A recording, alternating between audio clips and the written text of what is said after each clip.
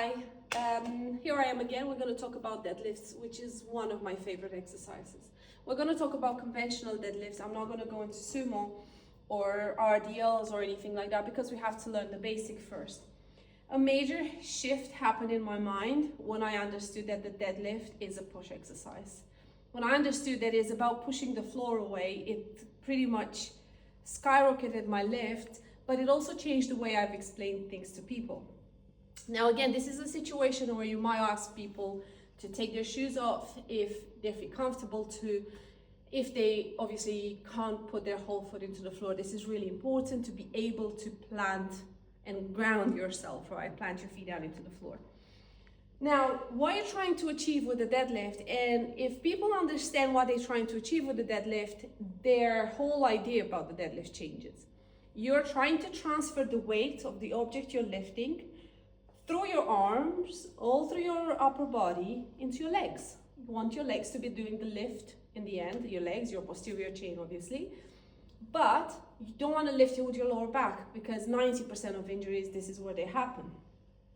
So how I normally teach my deadlift, again, I'm going to follow the same pattern. I'm going to remove my shoes this time. I am going to tell people I'm going to walk all the way to the bar, right? Hip width stance. Where there's a statistic that show that best lifters in the world lift with hip width stance. People don't know, and I will see all the time people just going like this to the bar, and they think that this is how wide their hips are, which obviously is not. So what I say to them is to come a couple of steps back and just take some just natural jumps where you don't think much about where your feet land, and you'll get that natural hip width stance. Again, what happens is that people will control where their feet land, and then you have to find a different way to assess if that is actually a good way of planting your feet on the floor. Another thing, so let's do that. So I'll tell people how I do it. I'm going to put my feet right under the bar until my shins touch the bar. I'm going to reach for the bar, push the middle of the palm through, and then get full grip. Breathe in, shoulders back and down, chest up, and then push the floor away. Then first thing that goes back is your hips, and then all the way back down. Again, back up, and down. So this is the briefest way I explain deadlift, and again, it works for the more experienced lifters because I have had plenty of time to go into detail with them, but it might not work for people that are beginners. Now with the deadlift, can be very complicated because different people have different lengths in their limbs, right? And especially, it's the same thing with every single lift that we do.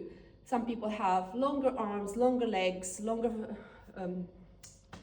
what is that, femur.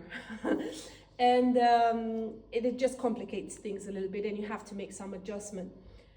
But whatever kind of body you have to keep that down bar close to you.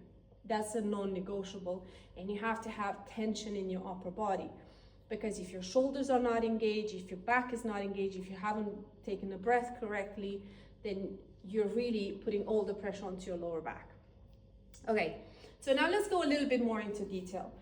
First thing, it might seem like a minor thing, but never do this.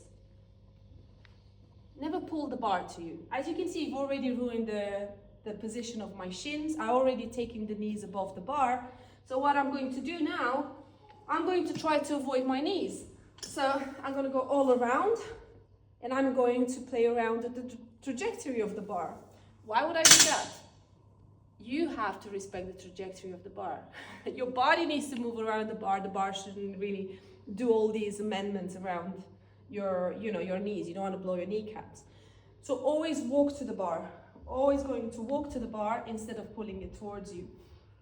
Now next, what you want to do is reach for the bar. Not just bend over and pick it up, because by reaching, you're actually engaging your muscles, your side muscle, and you're latching onto the bar, right?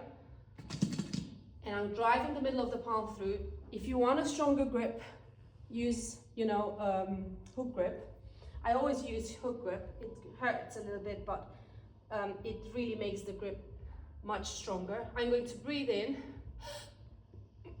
and then take my shoulders blades back and down. So you want to feel this activation here into your shoulders. So that's why I'll tell people shoulder blades back and down, or you get the cue chest up. You definitely want their chest to come up. Now, last thing you do, you stand up with the bar. Now, one thing I tell people is trace the line above your feet. One of the biggest mistakes and most common mistakes is people allowing the bar to slip forward. And they finish their exercise, and the bar is there, and the shin is there. And I'm like, what happened? You started next. Why is it there now? Okay? So you want all the time, and back down. When I put the bar down, the bar is there, maybe like a finger away. If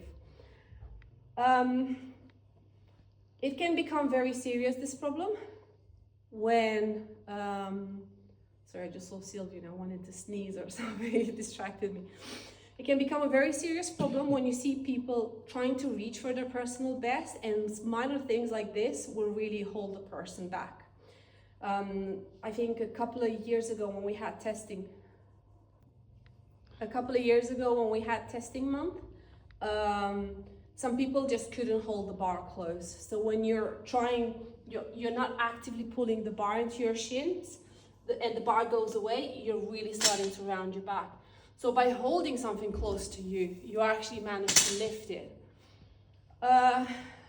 So when it comes to PBing into the deadlift, I would say holding the bar close is something that stops a lot of people from doing it.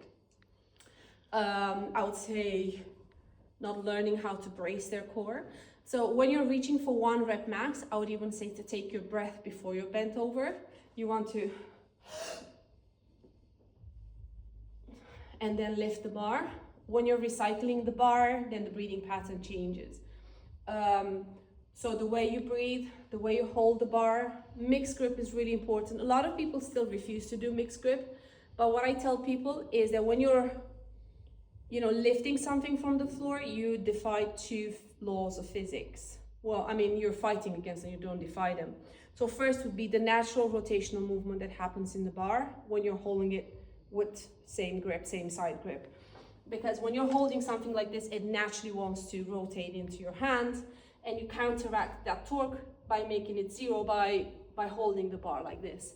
And then secondly is the gravity pull, right? Because that's why the first pull is the hardest. So by doing mixed grip, you're actually making it a little bit easier to keep the bar stable. Another thing that stops people from progressing into the bar is the inability to understand how a heavy lift feels like. And I know this is a touchy subject, and I wouldn't try it with somebody that's a beginner. But the first thing that stops you from achieving something into a heavy lift is your brain, is that stimulus on the central nervous system. Your body is going into overdrive, you're panicking, and what they do, they go, I can't lift it. So with more experienced athletes, what I do, I say, keep pulling for a few seconds before you give up.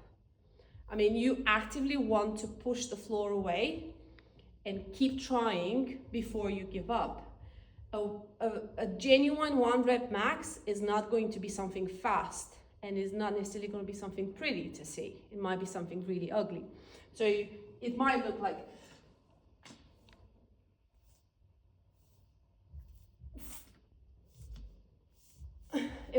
this. It might feel like you've been a few white hairs came out as you watch this. It is nothing nice to see.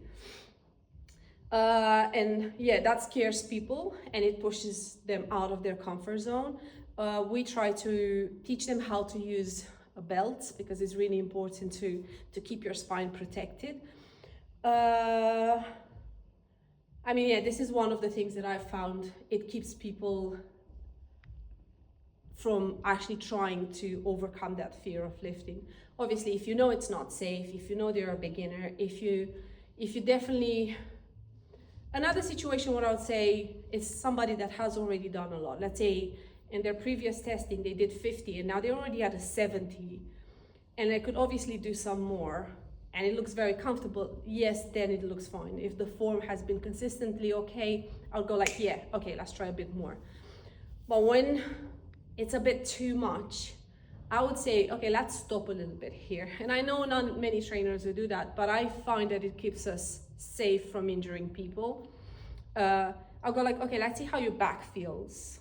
Let's see how you react in the next few days. We'll work with this number. And in 6 months' time, when it's testing again, or maybe in a micro testing, which happens every 3 months, maybe we will go heavier than this. But let's see how your body took that lift. If anything hurts, it's on the cautious way, because you've already exceeded your previous personal best by much.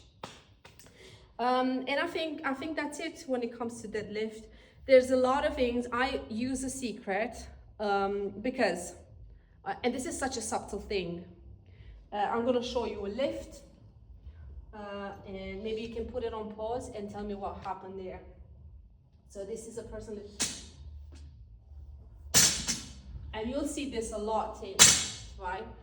They just like jolted into the bar. There was no bracing time. There was no tension built. And I can guarantee you 100% that lift was not done through the posterior chain. They took everything into the back. So what I do then is I slow people down. I want to see move by move what is happening. And I use a thing called the ping in the bar, which is, I think I've named. So what happened, I will make them bend over and go into the bar, and then I'll tell them to listen for the ping in the bar. So you can hear this click. And I'll ask them, I want you to pull, but not stand up yet. And I just want you to create that tension first. So I'm gonna make them sit like this in this uncomfortable, awful position for a couple of seconds before straightening their legs and standing up. Why? Because now I'm sure they've created that tension. We have shoulders back and down. It's already achieved here. The last thing you need to do, I already feel my posterior chain on fire. My hamstring, my butt, everything is on fire. And then I stand up. It's really, I mean, I really love when I work with people that are quite slow in their movement, because then I can pinpoint and help them out. But there are people with the mentality of get it done and over with, and that's really hard to work with sometimes. So slowing them down is the best way to do it. Like telling them, remove it from the floor slowly, right? It's harder to do in conditioning. That is why I really want you to pay attention in conditioning and stop them from what they're doing, because that's the time when you get mostly injured. In strength, you can put a lot of weight, you have time, you can tackle everything, but in conditioning, they just go too fast and you don't want to lose control over the situation. So if you see something wrong, yeah, say it and go next to them and let's say, like, let's fix this, let's get more activation in the shoulders, let's get all those sorted out, and then we can move. I mean, there's so many things to say about the hinge, how to start, how to get that lat engagement. There are so many things about the deadlift. It's such a beautiful exercise, but it's quite complex. So for me as a coach, I'd say most important things are keep the bar close, have that external rotation into the knee, right? Because you'd see people that get their knees in when they're doing the deadlift. So you want that activation through your knees there, because it engages your glutes. And then chest up, right? You want to have that active shoulder position where you're keeping your chest up and your arms are screwed into the bar, and then push the floor away. I'd say these are like the most vital things, and then breathing and other things come secondary. But if you have any questions, let me know in the comments, or you know, if you have any suggestions for a future video, I'd be happy to tackle that too. Hope that helps. Obviously, disclaimer, I'm not a doctor. I do this, like, this is how I teach it, and this is my understanding of how exercise has been done, and I really hope it helps. See you in the next one. Bye.